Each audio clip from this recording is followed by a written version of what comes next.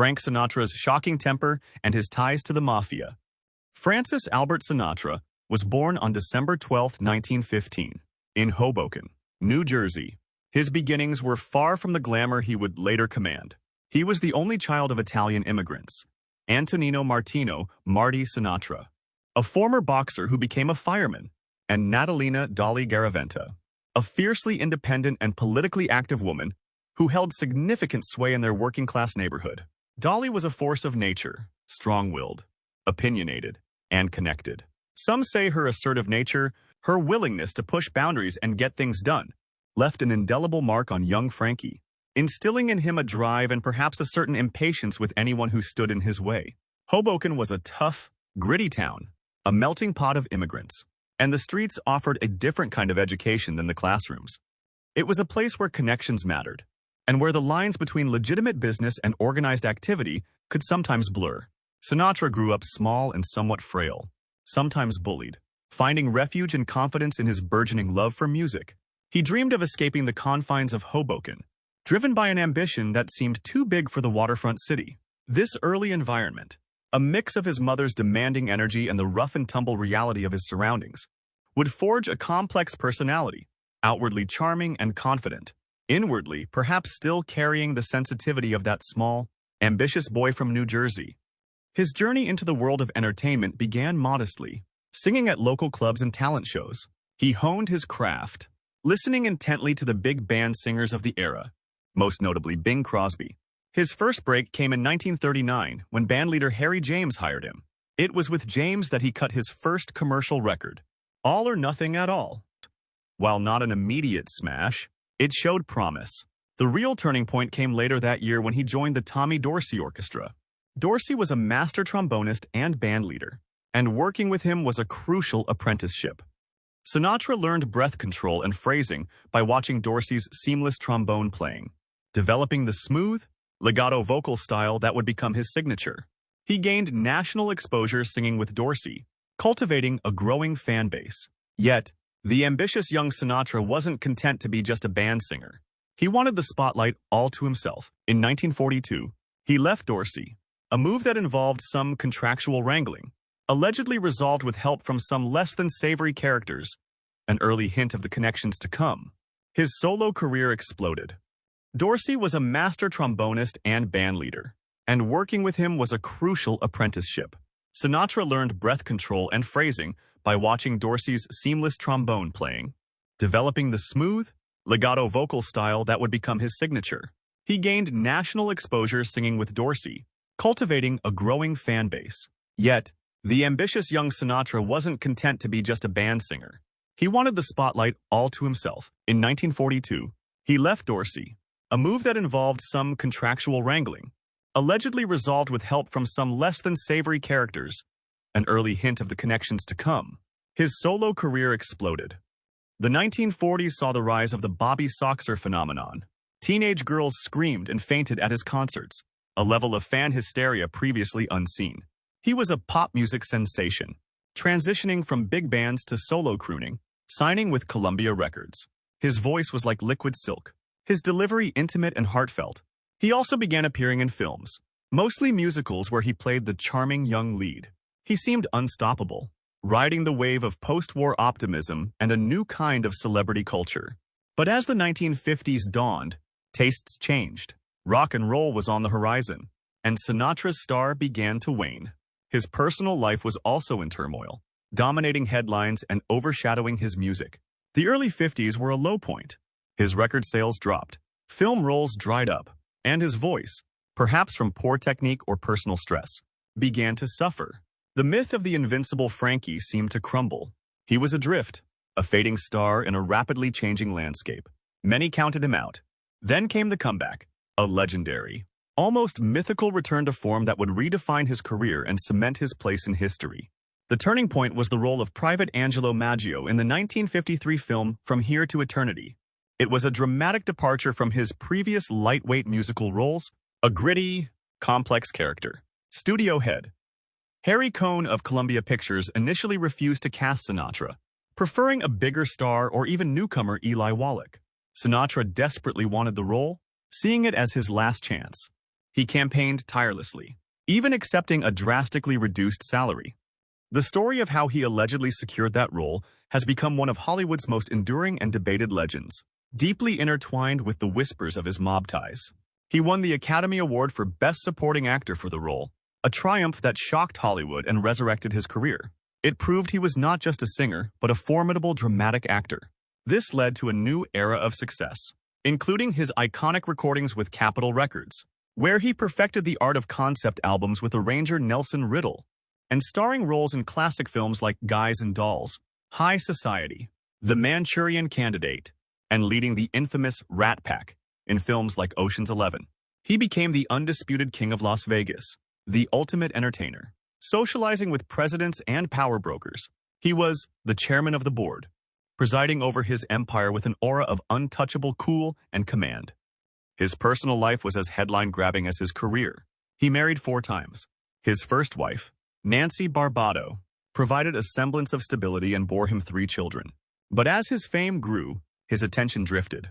Then came Ava Gardner, arguably the great love and the great torment of his life, a stunning, fiery actress with a spirit as untamable as his own. Their passionate affair and subsequent marriage was a whirlwind of intense romance, explosive arguments, jealousy, and reconciliation. It was a relationship played out in the public eye, providing endless fodder for tabloids and gossip columnists. Ava was no shrinking violet.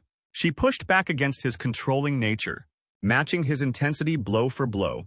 Their volatile dynamic gave the world its first widespread glimpse into the man behind the polished facade, the man capable of deep love but also profound insecurity, control, and a terrifying temper. After Ava came Mia Farrow, a much younger actress, a brief and unconventional marriage. Finally, Barbara Marx, who stayed with him until his death, providing a quieter, more stable final chapter. His relationships were often mirrors of his complex personality, capable of immense charm and affection, but also demanding, jealous, and prone to sudden, dramatic shifts in mood and behavior. The stage was set for the full revelation of the darkness that lay beneath the surface. Now, we pull back the curtain on the 2 most controversial and enduring aspects of Frank Sinatra's life, the secrets that fueled endless speculation and cast a long shadow over his legendary status, his shocking, often terrifying temper, and his undeniable, though fiercely debated, ties to the American Mafia. This is where the narrative shifts from the glittering successes to the grittier, darker reality. The FBI tracked Frank Sinatra's Mafia connections extensively for more than 40 years and compiled a massive 2,400-page dossier on Old Blue Eyes. He consistently denied any mob ties publicly, but the truth proved nowhere near that simple. The FBI's file revealed disturbing headings such as associations with criminals and hoodlums, and accusations of being a dope racketeer. Sinatra's relationship with the mob went beyond casual encounters. He managed to keep close friendships with notorious figures like Chicago boss Sam Giancana and Detroit mobsters Anthony and Vito Giacalone.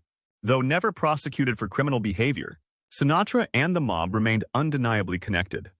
Frank Sinatra's temper was not just a mere annoyance or a touch of artistic temperament. By countless accounts from those who witnessed it, it was an explosive, destructive force that left a trail of fear and emotional wreckage. It could erupt without warning, often triggered by seemingly trivial things, a wrong note from a musician, a meal that wasn't to his exact specifications, a photographer daring to take a picture, or simply a perceived slight. Witnesses recount scenes of him throwing plates of food in restaurants, shattering glassware, and smashing furniture in hotel rooms. He would unleash torrents of verbal abuse, using vulgar language and deeply cutting insults against employees, fellow performers, journalists, and even close friends. His rage often targeted fellow entertainers, notably turning against Peter Lawford after President Kennedy canceled a planned visit, with Sinatra reportedly threatening him. "I'm going to kill you, you son of a bitch." He also allegedly sent his men to threaten comedian Jackie Mason after a joke about Mia Farrow, holding a gun to Mason's head. Many who worked for him spoke of a constant atmosphere of fear, of walking on eggshells, never knowing when or why the boss would explode. Being fired by Sinatra was a frequent occurrence, sometimes for reasons as absurd as bringing him the wrong brand of cigarettes or looking him in the eye the wrong way. Journalists were particularly frequent targets of his wrath. Infamously, he physically assaulted several photographers who tried to capture his image when he didn't want them to, breaking cameras and throwing punches. Columnist Lee Mortimer even claimed Sinatra attacked him outside a Hollywood nightclub after writing articles about Sinatra's draft deferment and alleged mob ties, resulting in an arrest and an out-of-court settlement. His antipathy towards the press was legendary, viewing them often as intrusive pests intent on exposing his private life or, worse, his alleged underworld connections. He believed he deserved respect and deference, and any challenge to that authority, no matter how small, could trigger a furious backlash. Nowhere was his temper more dramatically displayed than in his tumultuous relationship with Ava Gardner. Her memoir, Ava, My Story, and accounts from friends detail a relationship filled with passionate highs and soul-crushing lows, dominated by his intense jealousy and controlling behavior. Sinatra was insecure about Ava's independent spirit, her previous relationships, and her own successful career. Their arguments were the stuff of legend, loud, public brawls in restaurants and clubs, followed by dramatic reconciliations. Ava described his rages, his demands, his need to control her every move. While she gave as good as she got in their verbal sparring, the sheer force and unpredictability of his anger were undeniable. Biographers and friends have painted a picture of a man consumed by his own emotions, unable to regulate his fury, capable of inflicting immense emotional pain on those closest to him. This volatile nature wasn't just a private matter. It spilled over into his professional life, making him a demanding, often tyrannical figure to work with, despite his undeniable genius as a performer. His temper even caused a significant incident at the Cal Neva Lodge in Lake Tahoe, which he co-owned with Sam Giancana. In 1967, losing control when a dealer wouldn't bend rules, Sinatra allegedly smashed equipment and threatened staff. Casino management called Giancana, who sent associates to calm Sinatra down and help pay for the damages, prompting Giancana to comment, "Frank's a great singer, but he's got to learn to control his temper." His physical fights often meant his entourage had to step in to restrain him or fix things afterwards. This tempestuous personality, seemingly at odds with the smooth crooner image, raised questions. Was it a result of the pressures of fame, deep-seated insecurity? Or was it fueled, in part, by a sense of untouchable power that came from his other, more secret connections? These other connections bring us to the second, and arguably more shadowed, aspect of his life, his relationship with the American Mafia. For decades, whispers circulated, investigative journalists dug, and the FBI compiled extensive files suggesting that Frank Sinatra was more than just acquainted with mob figures. He was allegedly a friend, an associate, and a beneficiary of their influence. His connections date back to his early days singing in small clubs, many of which were owned or controlled by organized crime figures. It was a common path for entertainers at the time. But with Sinatra, the association allegedly deepened. He developed friendships, notably with notorious mob bosses like Sam Momo Giancana of Chicago and Lucky Luciano, even visiting Luciano in Cuba. Other figures like Meyer Lansky, Vito Genovese, and Carlo Gambino were also linked to his circle, either through direct contact or through intermediaries. The most famous, almost cinematic, example of this alleged connection helping Sinatra is the story of how he landed the role of Maggio in From Here to Eternity. The widely circulated rumor, the one that inspired the famous scene in The Godfather, claims that mob figures, possibly Sam Giancana or Lucky Luciano, acting on Sinatra's behalf, or perhaps seeing potential mutual benefit, applied pressure on Columbia Pictures head Harry Cohn. Various versions of the story exist, but the core revolves around coercion or a message delivered to Cohn that convinced him, against his initial judgment, to give Sinatra the role.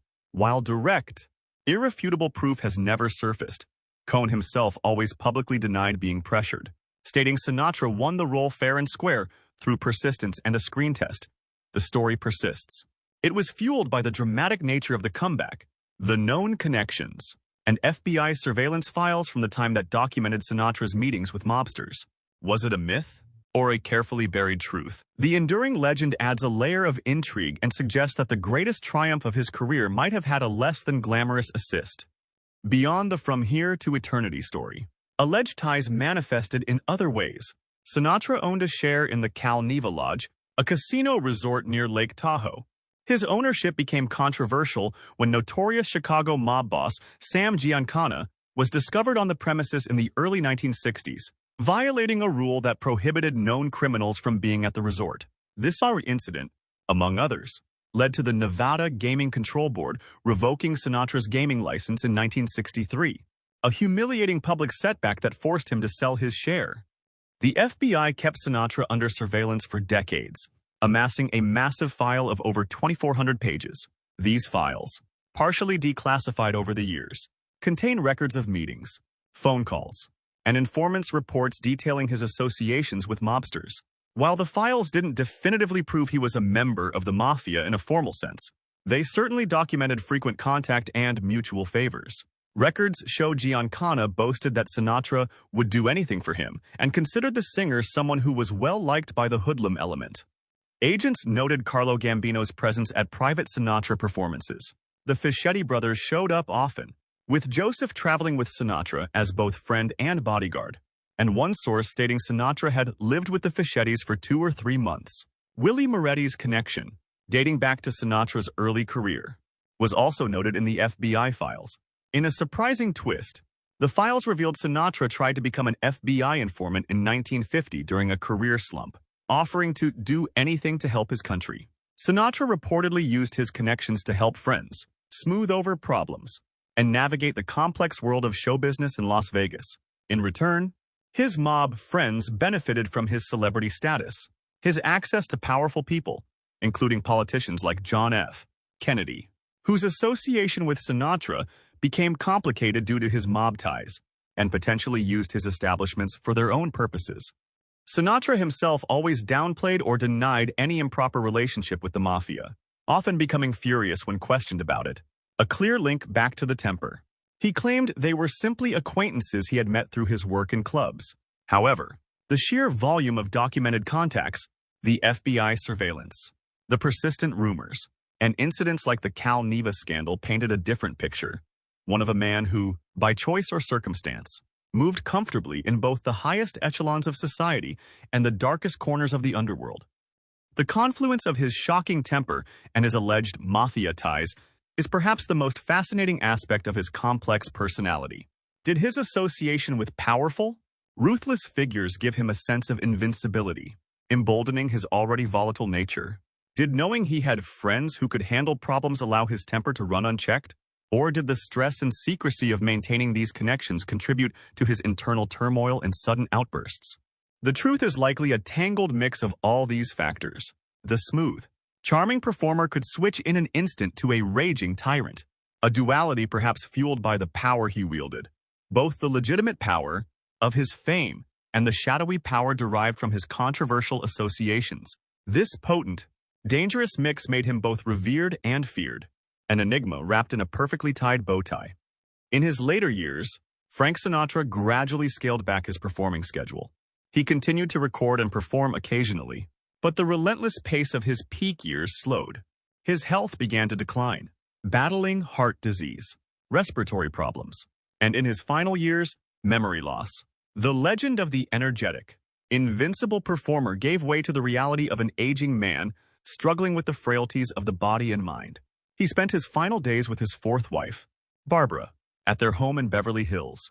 Frank Sinatra passed away on May 14, 1998, at the age of 82 following a heart attack. The world mourned the loss of a titan of entertainment, a voice that had defined generations. Tributes poured in from presidents, fellow artists, and fans across the globe. But even in death, the complexities remained. His passing marked the end of an era, the final performance of a man who had lived a life of extraordinary highs and controversial lows. Frank Sinatra's legacy is as vast and complex as the man himself. He was one of the most important cultural figures of the 20th century, a singer and actor of immense talent whose influence is still felt today. His music remains timeless, his performances iconic. Yet, his story is also a stark reminder that the glittering facade of Hollywood often hides darker truths. His shocking temper and alleged ties to the Mafia are not mere footnotes. They are integral parts of his narrative, shaping how we understand the man behind the myth. They reveal the immense pressures of fame, the compromises sometimes made in the pursuit of power and success, and the enduring presence of shadowy forces even in the brightest spotlights. Sinatra was a paradox, the epitome of cool and control on stage, a volatile force of nature off it, a patriot who sang for presidents, a man whose closest associates included notorious criminals. His life story, complete with its shocking secrets and dark whispers, continues to fascinate because it speaks to the enduring mystery of charisma,